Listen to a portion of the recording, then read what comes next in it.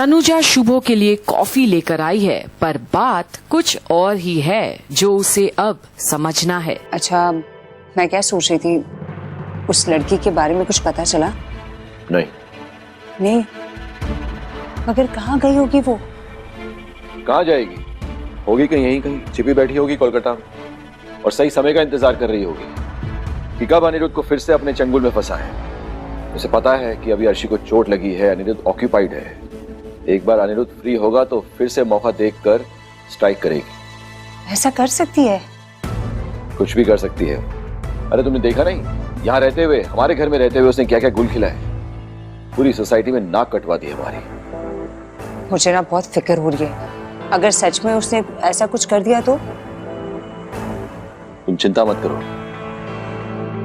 ऐसा कुछ करेगी तो हम शांत नहीं बैठेंगे। और ये है सुबह सुबह की चर्चा बोस परिवार में, सिर्फ झनक। अच्छा, वैसे सृष्टि कह रही थी अगर अर्शी ठीक हो जाएगी ना तो वो मुंबई चली जाएगी रियलिटी शो में पार्टिसिपेट करने के लिए। That's a good idea।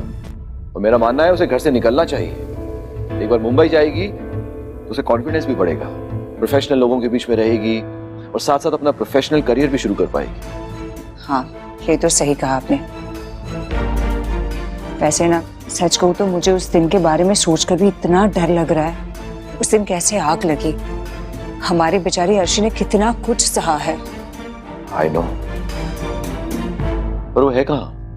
अरे उसको भी बुला लो, हमारे साथ बैठेगी, थोड़ा उसके लिए भी चेंज होगा। That's a good idea, मैं अनी को कॉल करती हूँ। और अब उन्हें अर्शी की भी फिक्र है, पर क्या अर्शी कंफर्टेबल है? वहीं अब अन्नी की तो कॉल लगती ही नहीं। अनी ने तो कॉल डिस्कनेक्ट कर दिया। विपाशा को कॉल करके बोलते उन्हें बुलाने के लिए। अरे आई गए। विपाशा तुम्हें ही कॉल लगा रही थी। अच्छा सुनो ना, अर्शी और अनी को जरा बुला कर आओगी तुम? काकी माँ, अर्शी तो कमरे में आराम कर रही है और अनी भी बाहर गया है ऑफिस के काम से। हाँ। ओके। और एक बार फिर चुगलखोर बिपाशा शुरू होती है अन्नी की खबरें देने में। उन्हीं के बेटे के बारे में कंप्लेन करती है। तनुजा और शुभो इतना बढ़ावा आखिर क्यों देते हैं? अरे बोलो, क्या हुआ? काकू काकी माँ, हम आपसे कुछ बात करना चाहते थे। हाँ हाँ बोलो। वो एक्चुअली अर्शी के आने से पहले अनी किसी से फोन पे बात कर रहा था। और अब तो ये सनसनी खबर है। शुभो और तनुजा सुनते हैं बेटे के करतूत। हाँ सर, झनक की कोई खबर मिली क्या?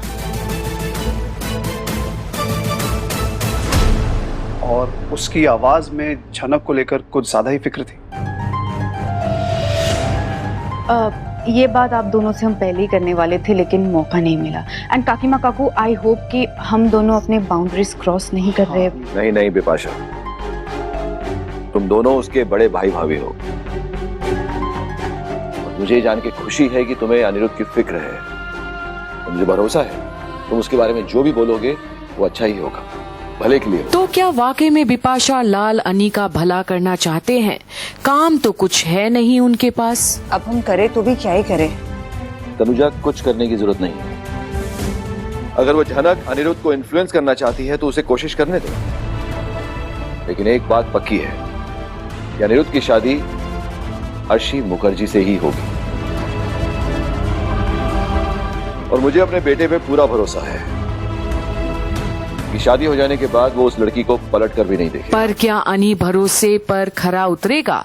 वहीं जहां अब रस्मों की तैयारी में जुटे हैं बोस परिवार ताकि अर्शी और अनी एक हो जाएं, वहीं झनक के साथ भी इस वक्त परेशानियां की बाढ़ खत्म होने की नाम नहीं ले रही। काकी माँ, वो आज फूलशोजा की रस्म होगी और हर एक रीति रिवाज परफेक्ट तरीके से फॉलो किए जाएंगे। एक बार अनी से पूछ लीजिए कि वो क्या चाहता है। अर्शी, ये सब क्या बोल रही हो? मैं क्यों नहीं चाहूंगा?